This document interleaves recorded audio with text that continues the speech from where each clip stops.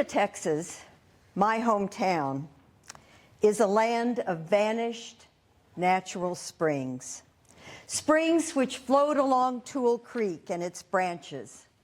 Rogers Springs, Prairie Dog Springs, Anderson Springs, Hackberry Springs, Dawson Springs, Elkin Springs, Edward Springs, Poff Springs, Faulkner Springs, Mopin Springs, Hardy Springs. They're all gone. I'm kin by marriage and by blood to the Poffs and Dawsons whose names were once carried on water. All of those springs, save Hackberry and Edwards, dried up before I was born. My Aunt Marge married a man who grew up on a farm through which Toole Creek flowed and in which he and his siblings played and swam. My cousin Bill remembers fishing in a neighboring pond, and he remembers another pond with a diving board. The creek is dry. The ponds are dry. I learned to water ski on Toole Lake behind that same uncle's boat, skimming in and out of the wake almost to the shore of that small body of water. The lake, too, is dry. Water drew men and women to Swisher County, to the surrounding counties of the Panhandle and the South Plains. Farmers flocked to Tulia and its water, and apparently there were postcard distributors selling postcards in the Panhandle and South Plains, because this is a postcard from the early 20th century announcing Tulia, not Hereford, as the city of windmills. In her book, and I highly recommend it, Land of Bright Promise, Advertising the Texas Panhandle and South Plains, 1870 to 1917, the author Jan Blodgett quotes the Lubbock Avalanche in its September 8, 1905 edition of the paper, telling its readers that, quote, "The great American desert is a hoax," end quote. She cites messages going out like ones from the Hereford Commercial Club, which printed and distributed a picture-filled brochure featuring homes with, quote, "beautiful Kentucky bluegrass lawns," end quote, and accompanied by this promise: water from, quote, "an everlasting stream of clear, pure, freestone water," and promising 18.2 inches of rainfall between April and September, when it is most needed for crops. No mention of the amount of dust or hail. Now, according to the Swisher County Weather Data website, the average rainfall in the century from 1900 to 2000 is 18.9 inches. But the everlasting stream, that's dried or drying up. Water drew my father's family to Swisher County. My grandfather Musick told this story. He and my grandmother made their way north and west through Texas during the Dust Bowl, trading one failed farm for another. He had traded a farm for a drugstore in Anson and was working there when a friend from Toller happened by.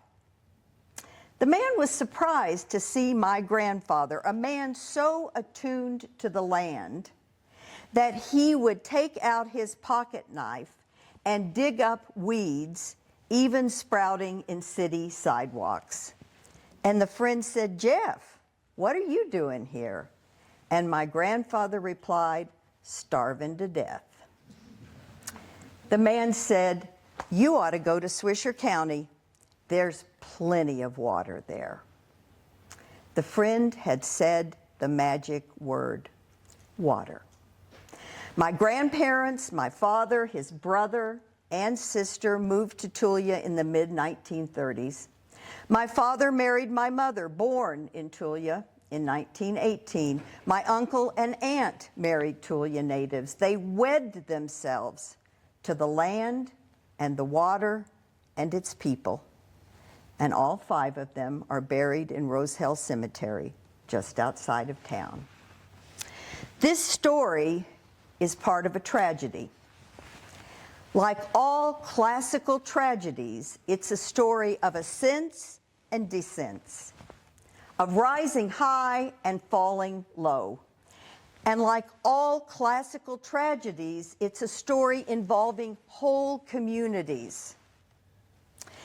It's a story of grave matters, matters of life and death. And my grandfather is one of the tragic heroes, a good man who wanted only to settle down and farm and bring in a crop, who wanted only to feed his family and provide for them. He was 70 years old when the bounty of Swisher County land and water allowed my grandparents to build the first house they had ever owned, a house with a garden. My grandfather was hoeing weeds in that garden the morning he sat down in the shade of a tree he had planted, put down his hoe, took off his hat, and died. But like all tragic heroes, and in this story the heroes are farmers, he had a flaw. Scholars say the tragic flaw is often a noble quality taken to an extreme and leading to hubris, a kind of brash pride by which tragic heroes fall. They fall because their pride leads them to ignore warnings or violate boundaries. Why heed the cloudless skies above one's head when the promise of an everlasting stream of clear, pure, free stone water is beneath one's feet? My grandfather's family came to Texas from Mississippi. They brought the Deep South with them to East and Central Texas, and my grandfather brought what he had learned growing up on a farm with him in his flight to the dry South Texas plains. He grew cotton, and when we were little, he grew a small patch of sugar cane, so we could know what it was to take a piece of sugar cane and chew out the sugar and spit out the pulp. No need to heed the warnings of days and weeks of drought. He had irrigation wells. He grew cotton because he knew it, and because he believed that while the rains might be unreliable, the underground water source was, as promised, everlasting. My grandfather wanted to plow and plant. He wanted to see acres of plowed land as far as the eye could see. He did not want to see any of the vegetation that might be found in a large and unplowed playa.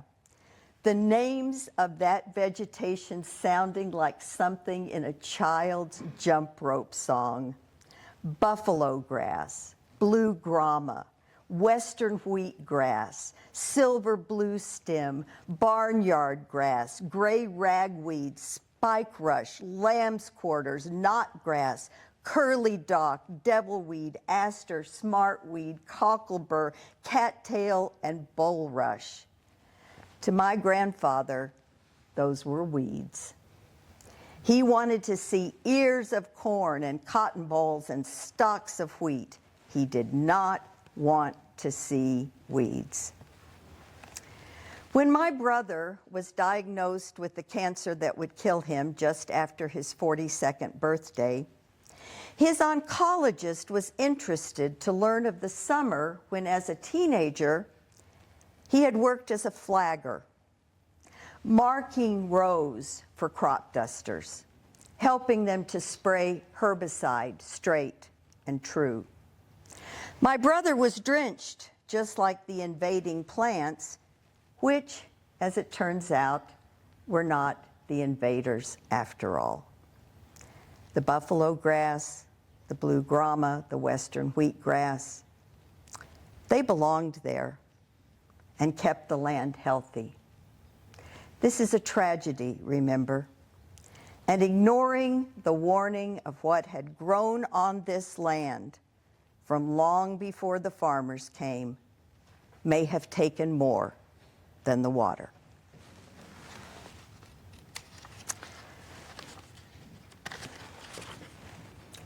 Are any of you in this room old enough to remember the Peerless Pump dealership on the old highway going into Plainview? Thank you, Jim. My Uncle Mac worked for Peerless Pump, first in Plainview and then in Muleshoe. I loved going to that store because it had an irrigation pump out front repurposed as a fountain with water running endlessly.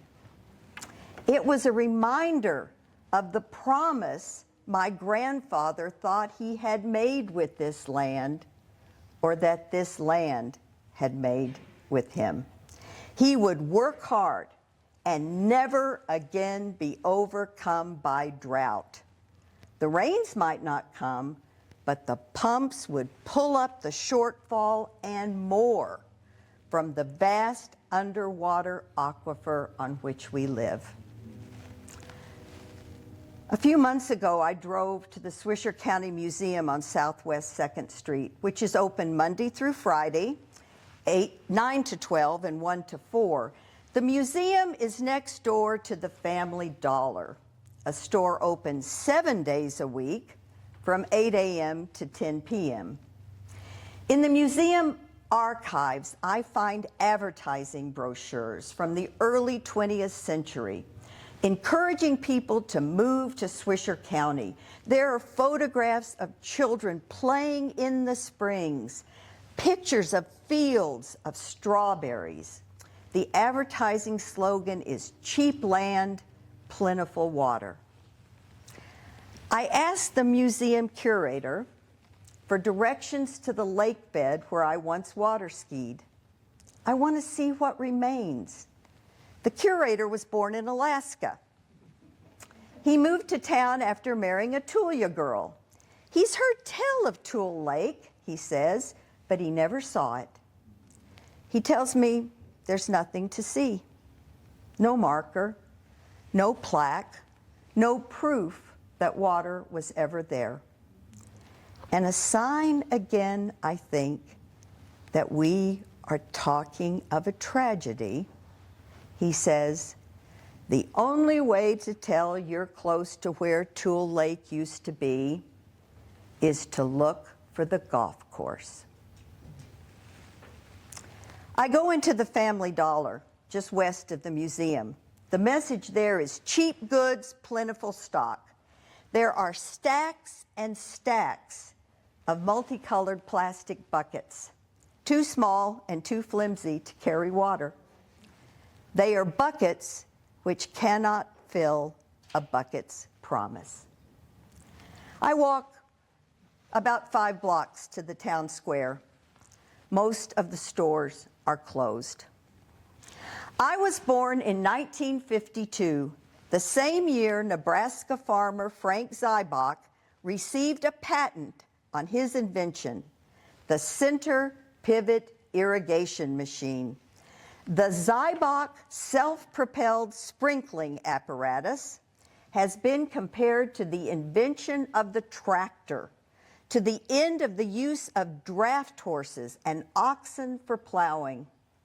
When I was born, young men had come home from the war to marry and start families and farm in Swisher County. They wanted truly to beat their swords into plowshares. They wanted truly to study war no more. And with diesel-powered pumps able to draw enough water to keep the center pivot irrigation systems operating, It must have seemed to them that drought had been defeated as surely as the armies they fought in Europe and Asia. It must have seemed some recompense for the fallen, like my uncle, an ag major at A&M, who wanted only to come back to the farm and who died on a battlefield in Italy. What seemed like a miracle for these farmers, crop yields rose even during times of drought. But as the crop yields rose, the water level in the Ogallala dropped. When I was a child, the damage, like the water in the Ogallala, was underground, hidden from sight. When I was a child, there were some 60 locally owned businesses in Tulia. There were 2 grocery stores, Little John's Market, owned by Mr. Littlejohn, and the southern chain Piggly Wiggly. The grocery stores were surrounded by a town filled with backyard gardens, providing abundant fresh produce, and women, like my grandmother, comfortable with picking a chicken from the flock and wringing its neck to cook it fresh for dinner at noon. My grandfather would come in at noon every day, toss his Stetson on the couch and call out, "Woman, where's my food?"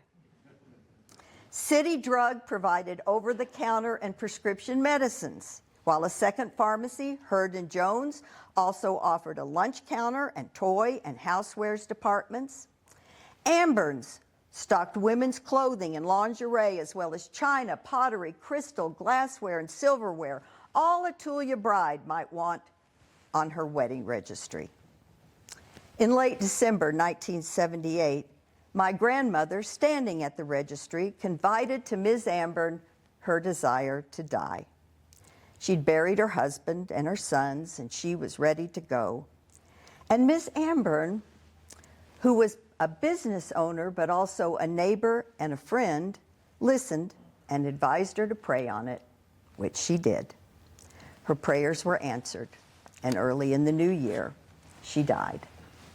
There were 4 car dealers, a creamery, a Dr. Pepper bottling plant, a cotton gin, a tire dealer, a grain co-op and seed company, another seed company, a lumber company, 4 farm supply machinery companies, a trucking company begun by my maternal grandfather, a dry cleaner, a furniture store, 4 clothing and shoe stores, a movie theater, a florist shop, 2 jewelry stores, 2 oil companies, an electric supply, a cattle dealer and pony sales, and 2 gas stations, one of which was owned and run by a man locally known as Wee Boy, which is what we called his business, Wee Boys.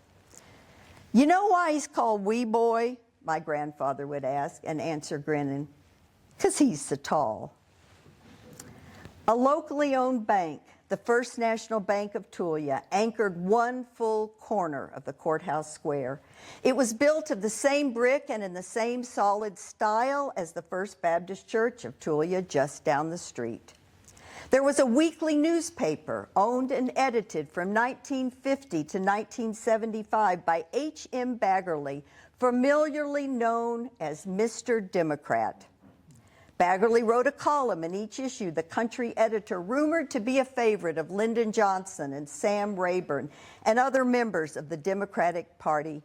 Powerful. The First National Bank is closed. Part of the building rented out, part of it empty. Local banking is done at a branch office of the Texas Plains Federal Union based in Amarillo, with other branches in Crosbyton, Floydada, Fritch, and Tahoka. The Swisher County News is down to 8 pages, mostly pictures and advertising. There is a single grocery store, Lowe's Market, one of 147 of a chain of small stores operating under a variety of names in Texas, New Mexico, Colorado, Arizona, and Kansas. Lowe's has a small produce section of tired fruits and vegetables trucked in, and meat from a variety of feed yards and processing plants. A kind of groceries are also available at 2 Allsup's convenience stores. There is a Sonic drive-in. There is a Napa Auto Parts store. Napa stands for National Automotive Parts Association. It is a division of Genuine Parts Company based in Atlanta. Napa Auto Parts is a subsidiary of the division Napa, all owned by the company Genuine Parts. There is no Mr. Napa. Elwood Ramsey, a deacon at the First Baptist Church, owned Ramsey's Furniture Store. Allen Doan Farm Supply was owned by Allen Doan. Earl Cosby Motor Company was owned by Earl Cosby. Flint's Jewelry Store was owned by Wayne and Alida Flint. Mr. Huxford owned Huxford's department store, and Ms. Lavelle owned Lavelle's department store. Sonic Drive-In is owned by Inspire Brands. Allsup's convenience store is owned by BW Gas and Convenience Holdings, LLC. Family Dollar and Dollar General, its twin in Tulia, is owned by, among others, Vanguard Group, BlackRock Inc., Capital International Investors, and State Street Corporation. As the water beneath the ground in Swisher County dried up, so did the town. You may be old enough to remember the taste of water from an ever-running irrigation pump.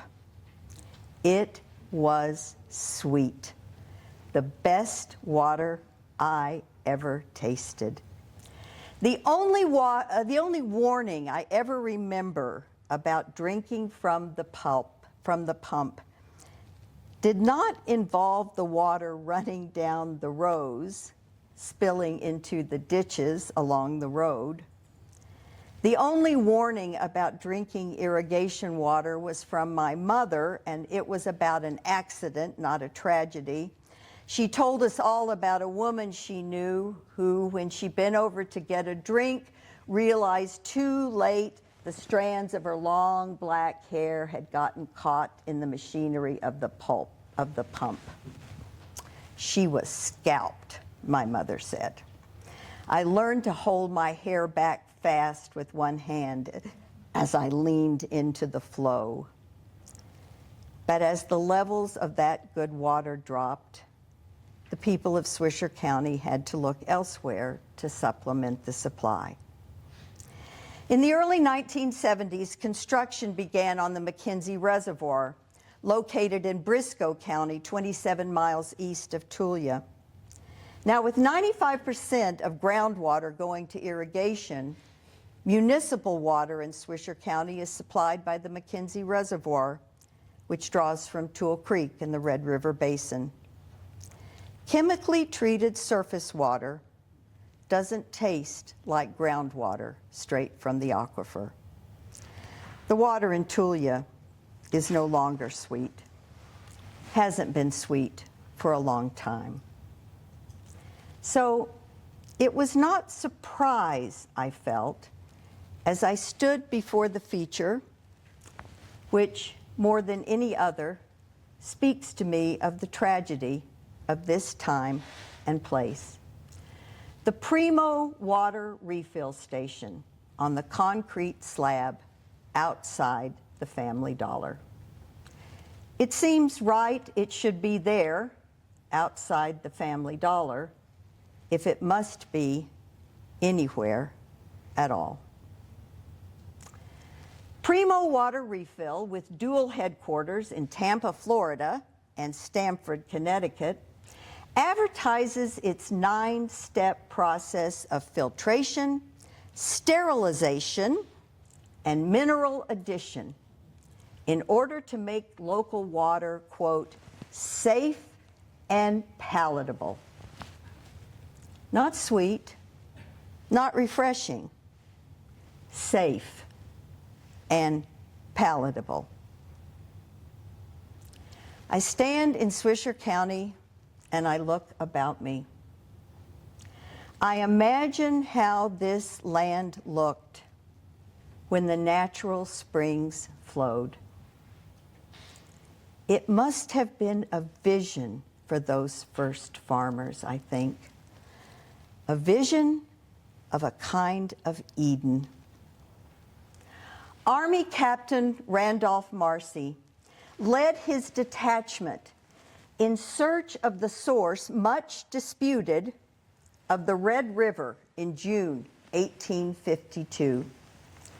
His exploration led him into Paladura Canyon. They found there and followed a tributary. This abundant stream led them into Toole Canyon. There, he discovered, as he testified to Congress, the true source of the Red River. There, in the rushing waters, waterfalls, escarpment springs, there, within the great high canyon walls sculpted by the surging water. This is what Marcy wrote. The magnificence of the views that presented themselves to our eyes as we approached the head of the river exceeded anything I had ever beheld. I look about me now at Eden bleeding and recall the words of the farmer, poet, and prophet Wendell Berry.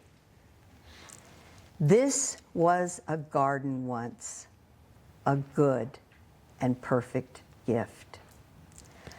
I sit with these lines from his 1979 Sabbath poem 8. This was a garden once, a good and perfect gift. Its possible abundance stood in it as it then stood. But now, what might be must be foreseen darkly through many lives, thousands of years, to make it what it was, beginning now in our few troubled days. Thank you.